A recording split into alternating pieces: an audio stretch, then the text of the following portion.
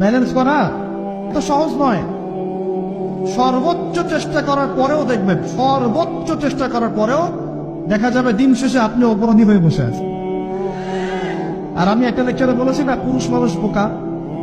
পুরুষ মানুষ কেন বোকা? কারণ সে সবাই খুশি করতে চায়। সে চায় মা সুখে থাক, বোন সুখে থাক, স্ত্রী সুখে থাক, যদি আরো স্ত্রী থাকে ও সুখে থাক, সন্তানরা সুখে থাক, সবাই ভালো থাক।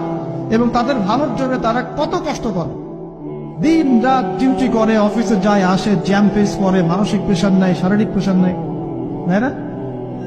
অথচ এই কষ্ট কিন্তু মহিলারা বোঝে না। বোঝে? সবাই বোঝে না। আছে অনেক ভালো স্ত্রী আছে, কিন্তু সবাই কিন্তু বোঝে না। মনে করে যে পুরুষ মানুষ মনে হয় ভোগবাদী, খালি মেয়েদেরকে ভোগ করতে চায়। অথচ সবাইকে সুখে রাখার এই চেষ্টায় একজন পুরুষ দিন শেষে নিজেই সুখী হয় না।